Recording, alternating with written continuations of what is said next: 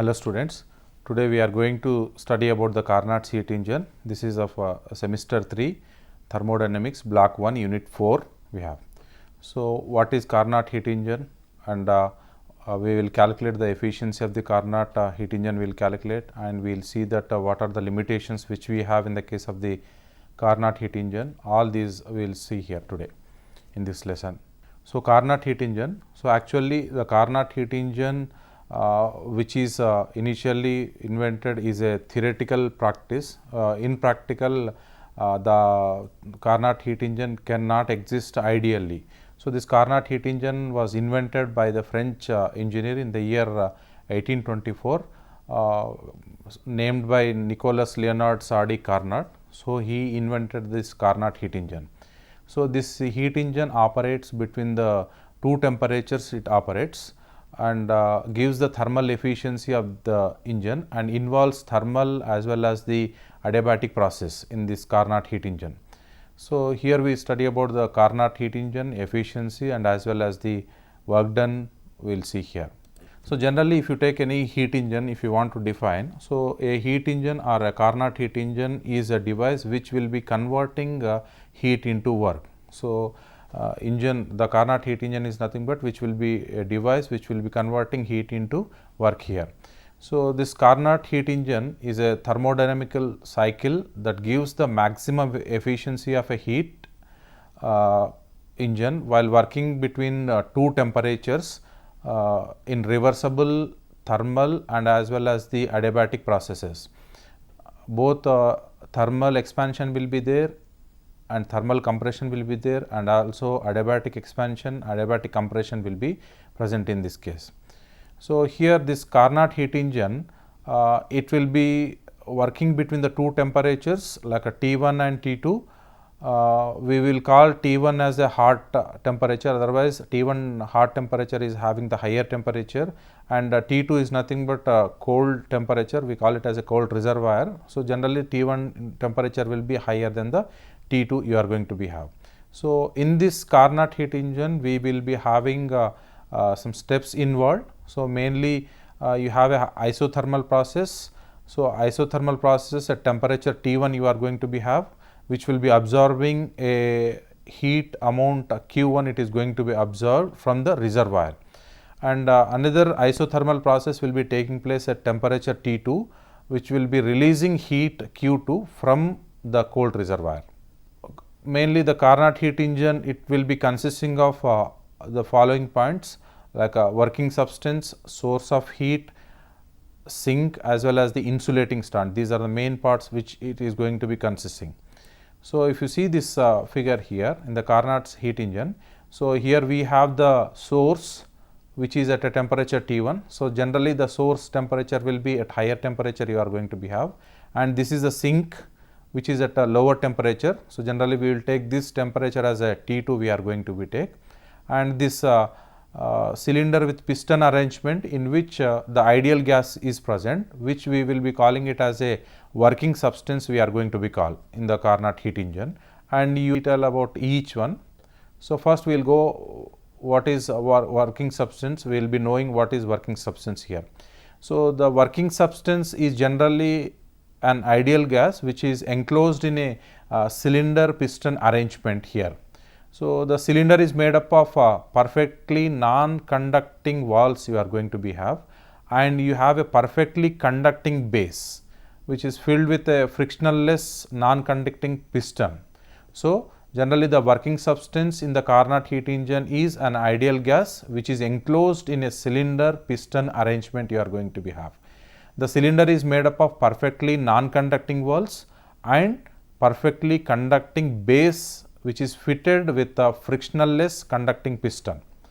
That is about the working substance. And coming to the second part which we have in the Carnot's heat engine is the source of heat. So generally the source of heat, it is a hot reservoir, or we will be calling it as a source we are going to be called. So this hot reservoir or source which is maintained at a higher temperature, that here we are going to take it as higher temperature as a T1 degrees Kelvin we are going to be take, and this source of heat or reservoir is having high thermal conductivity which is maintained at higher temperature. So generally why we will take this high thermal conductivity capacity is the high thermal capacity of the source is necessary so that by taking heat from into it, there is no change in its temperature. That is the reason why we will maintain this at high thermal capacity. That is about the source of heat. Next one which we have is a sink. So generally this sink is also known as a cold reservoir, we will call. So either cold reservoir or sink, both are same. This will be maintained at lower temperature T2 Kelvin than the source temperature.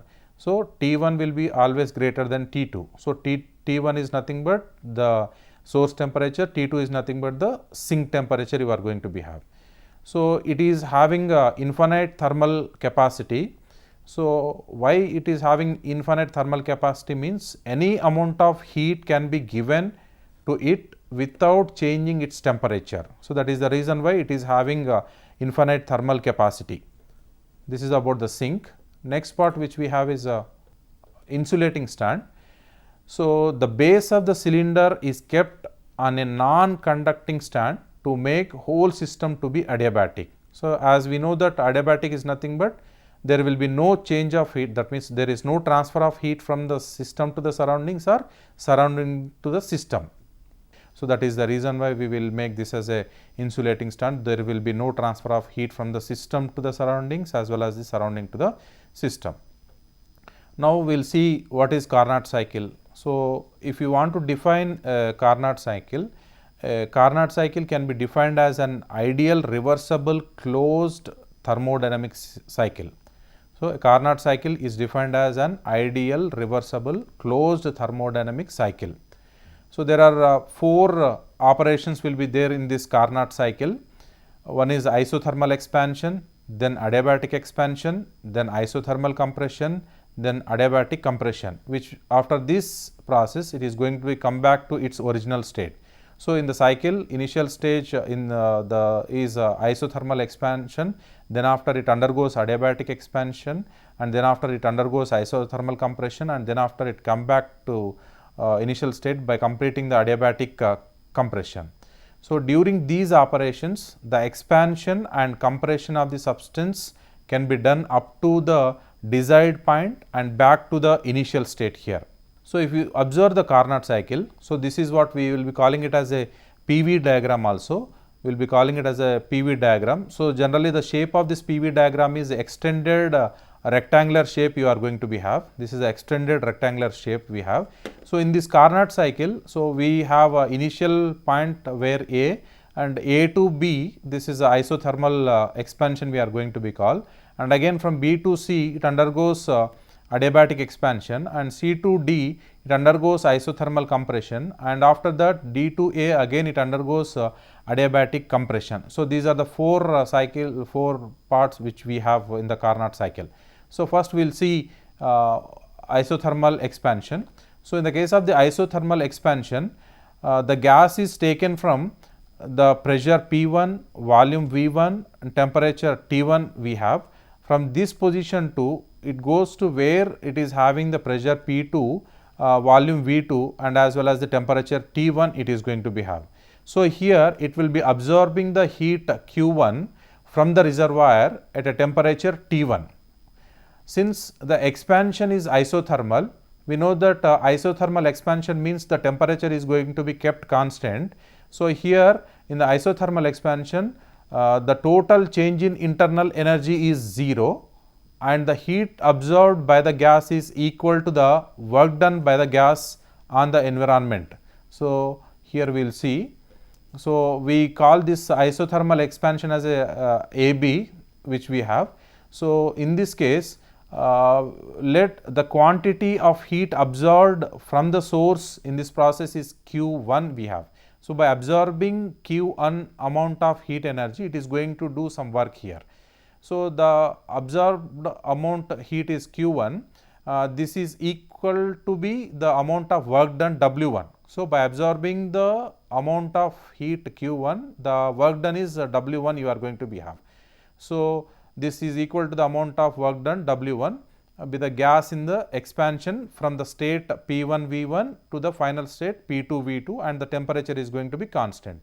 So, in this, if you write in the mathematical form, here Q1 is the amount of heat absorbed that will be converted into the work done W1. So, here the volume is changing from V1 to V2. Okay, the volume is changing V1 to V2. So, it will be PdV as it is ideal gas. So, we can write this ideal gas equation PV is equal to RT. So, in place of P, we will be writing this RT1 by V here. So, now as R is known that gas constant which we can take outside, and we said that this is isothermal expansion. As it is isothermal expansion, we can take the temperature out because temperature is constant. So, it is R1, RT1 we have taken outside initially. So, then we do the integration of this 1 by V from the limits of V1 to V2. So, the if you do the integration, we will be getting it as a natural log of V1 by V2. So, Q1, that is the amount of heat absorbed, and that will be converted into the work done W1, which will be equals to RT1 log E V1 by V2.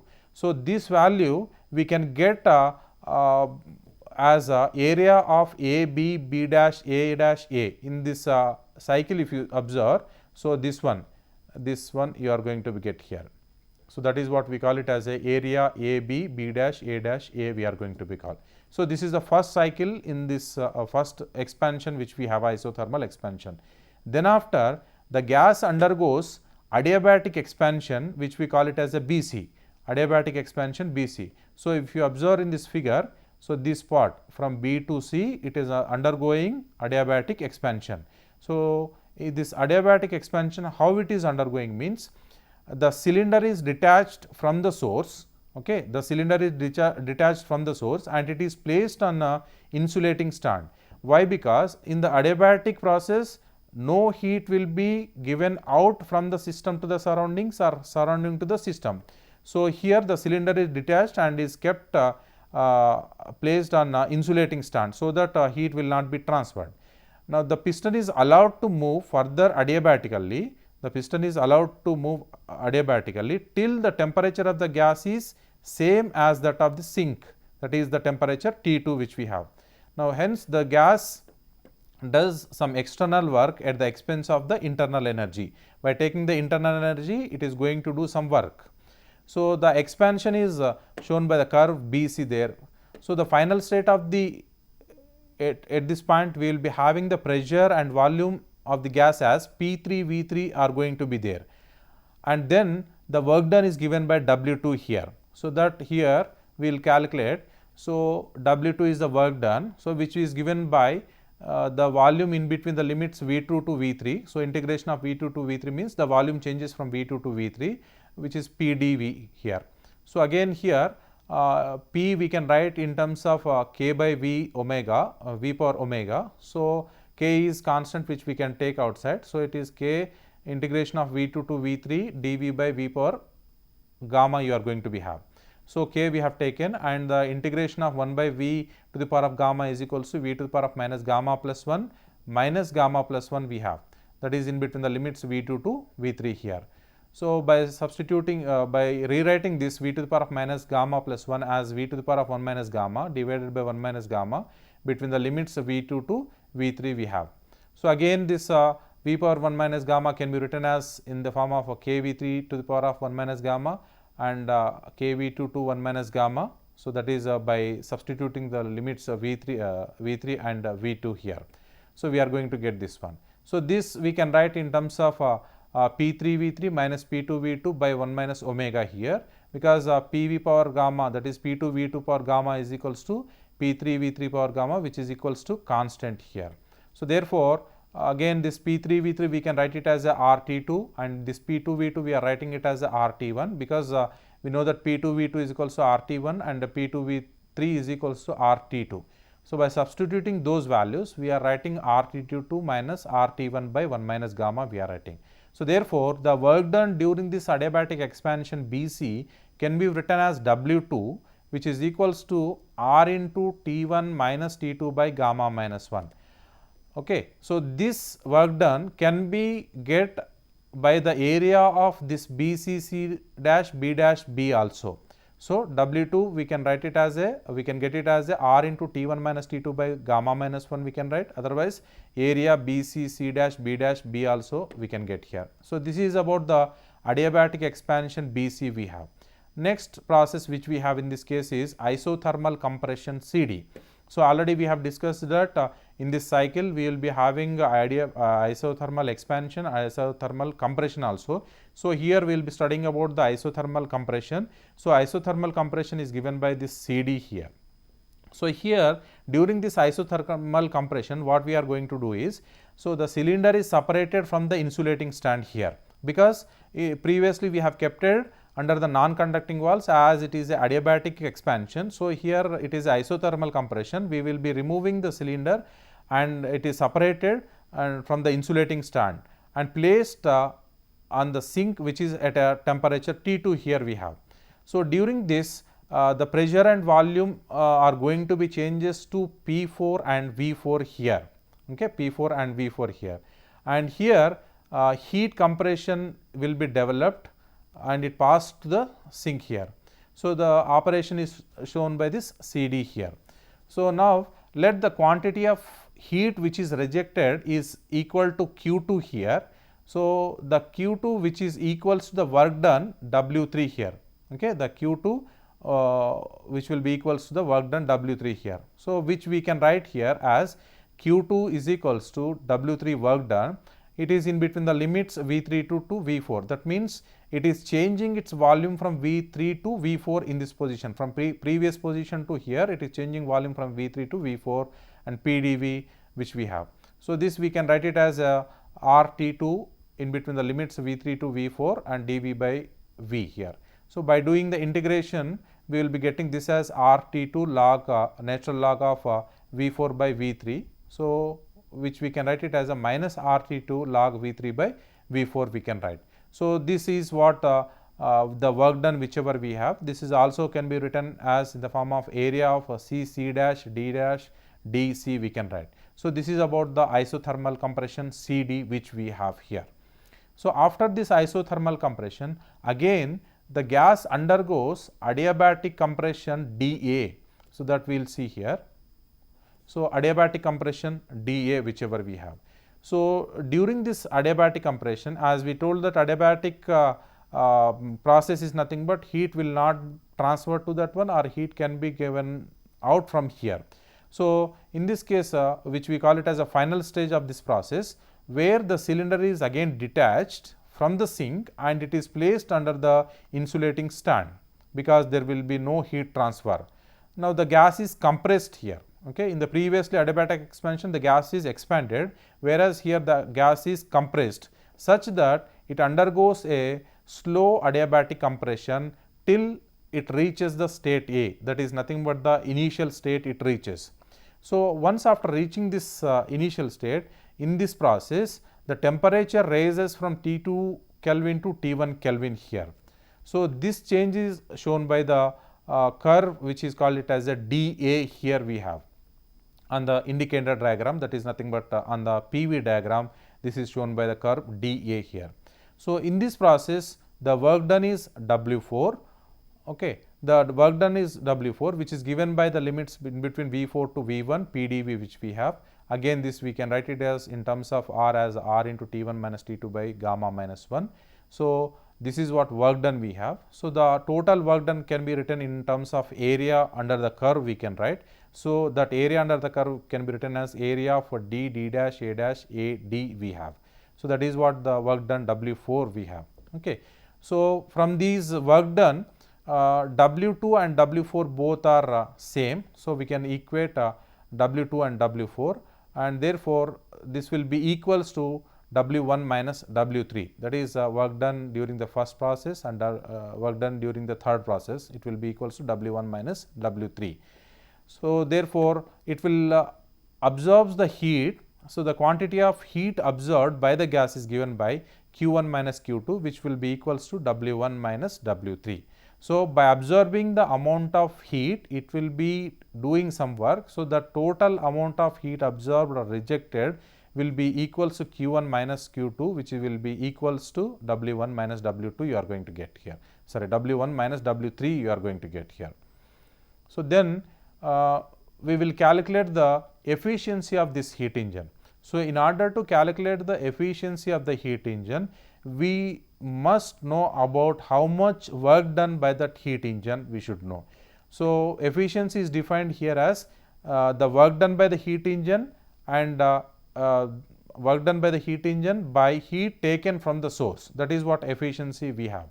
So in order to calculate this efficiency, the total work done by the heat engine must be calculated, and we should know the heats, that is a Q1. Q1 is the amount of heat taken during the isothermal expansion of the gas at the temperature T1 we have, and Q2 is the quantity of heat rejected at the temperature T2 we have. So therefore, here we writing efficiency as work done by the engine by the heat taken from the source. So this work done by the heat engine, which is also known as heat converted into work here. So by absorbing the heat, it will converting into work. So the work done by the heat engine is given by heat converted into work, and heat taken from the source can be written as a heat taken. So neta, that is efficiency of the heat engine, we can write it as a heat converted into work by heat taken here. So neta is equals to W by Q1. This W is nothing but the total work done by the heat engine, and Q1 is nothing but the amount of heat taken, or amount of heat taken from the source, we can say that. So this W already we have written the total work done, which is in terms of heat taken or heat rejected we can write. So which is Q1 minus Q2. So it is W by Q1 is equals to Q1 minus Q2 by Q1 we have. So which also can be written as a 1 minus Q2 by Q1.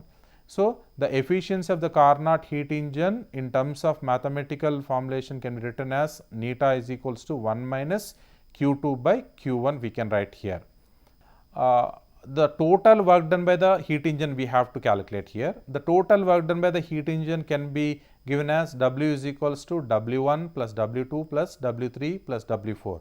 This W1 is the work done during the isothermal expansion of the gas, and this W2 is nothing but work done during the adiabatic expansion. This W3 is nothing but due to during the isothermal compression, and this W4 is during the adiabatic compression. So the total work done during this cycle of Carnot heat engine is W1 plus W2 plus W3 plus W4 you are going to be have. So by adding all these, the work done W1, W2, W3, W4, here we are adding all these. So we can get this as total work done is equals to RT1 log E V2 by V1 we are going to get minus RT log E V3 by V4 we are going to get. So by solving these, so we are getting it as a T1 V2 to the power of gamma minus 1, which is equals to T2 V3 power gamma minus 1. So if you rearrange these terms, we are going to get it as a T1 by T2 is equals to V3 by V2 whole to the power of gamma minus 1 we are going to get. So again during the points A and D lies on the same adiabatic. So therefore we can write it as a T1 V1 whole to the power of gamma minus 1, which is equals to T2 V4 to the power of gamma minus 1 we can write. So next, so by rearranging we getting it as a T1 by T2 is equals to V4 by V1 whole to the power of gamma minus 1 we are going to get. So from the previous equations, that is from equation 7 and from this equation 7, we can equate. So we will be getting V3 by V2 whole to the power of gamma minus 1 is equals to V4 by V1 whole to the power of gamma minus 1 we are going to get. So again by solving these, we can get V3 by V2 is equals to V4 by V1, or V3 by V4 is equals to V2 by V1 we are going to get. Okay. So these value we will be substituting in the previous equation, that is equation number 6 we are going to substitute. So if you substitute, we will be getting the total work done during this Carnot heat engine cycle. So we are writing W is equals to RT1 log V2 by V1 minus RT2 log V2 by V1. So this from these two R we can taking outside. So R into T1 minus T2 into log E V2 by V1 you are going to get. So this is the total work done during this Carnot cycle we have W. So as we know that efficiency of the heat engine is given by neta is equals to W by Q1, already we have seen this. So by substituting this, W is equals to R into T1 minus T2 into log E, V2 by V1, and Q1 place we will substitute this value RT1 log E V2 by V1. So by solving these, we will be getting the efficiency as neta is equals to T1 minus T2 by T1, here we are going to get.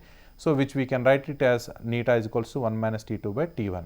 That means the efficiency of the heat engine we can write in terms of the heat as well as in terms of the temperatures also we can write. So in terms of heat, here we have written neta is equals to 1 minus Q2 by Q1 we have written. So this is the efficiency of the heat engine, and also in terms of temperature, by solving those equations we are getting neta is equals to 1 minus T2 by T1. So that is what we have the efficiency of the heat engine which we have. So now if you see what actually Carnot heat engine limitations it is having. So we have seen that what is Carnot heat engine. Carnot heat engine is nothing but which will be converting heat into work, already we have seen. So when it is converting heat into work, whether the total heat is converting into work, that means whether the efficiency of the heat engine is 100% or only some part of the heat is utilized in order to doing work, or all these we will see here. That means the limitations of the Carnot heat engine we will see here. So as in the starting only we told that Carnot heat engine whichever we have, so it is ideal heat engine actually, okay, ideal heat engine which cannot be realized in practical, means in actual practical we cannot get 100% of the idealized, otherwise the theoretical heat engine we cannot get. Only in practical what will happen means the efficiency will be decreases actually. So in the case of the Carnot heat engine, the heat is to be taken and rejected strictly at constant temperature, that we have to remember. So in the Carnot heat engine, theoretically what will happen means at constant temperature the heat has to be taken and it has to be rejected strictly. That means temperature has to be kept constant. But in practical the temperature cannot be get constant. That is what we have one impracticability of Carnot heat engine which we have here. And one more which we have here, it is the base of cylinder of the engine is assumed to be perfectly conducting, and other parts of the cylinder will be perfectly non-conducting. So again this is not possible. So perfectly conducting means sometimes in practical it is not possible. That means perfectly conducting means 100% heat completely will not be conducting, somewhere it may loses some heat. So 100% heat cannot be transmitted. That is one impracticability of the Carnot heat engine we have. And one more thing is perfectly non-conducting. Perfectly non-conducting means it has to 100% heat cannot be transmitted from the system to the surrounding, but sometimes what will happen means it may be possible that some heat may be transferred. So that is impractical, it is not possible. That is what we have, one more impracticability of the Carnot's heat engine we have. So next thing which we have impracticability of Carnot heat engine is, so generally this Carnot heat engine is a reversible heat engine. Why? Because it is starting its initial position and it is going to be final position and it is coming back to its initial position. So we said that if it is a reversible process, so all the reversible processes should be takes place very infinitely slowly, that has to be done. So this heat engine has a very slow working. It does not matter whatever be the efficiency of the engine, because a reversible process means a reversible heat engine means it has to work very slowly. So in practically it is not possible. Okay, if it is slow working, it may be of no use in our daily life, because if it is slow working means it is not useful. So that is one impracticability of the Carnot heat engine we have. And another impracticability which we have in the case of the Carnot heat engine is, it is perfectly reversible in its action.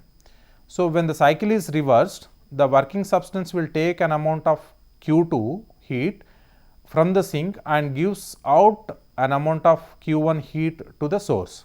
So the engine thus act as a refrigerator. Engine will be acting as a refrigerator. So these features cannot be actually realized in practical. Hence, it is not possible to obtain a Carnot heat engine. In practice, it is not possible.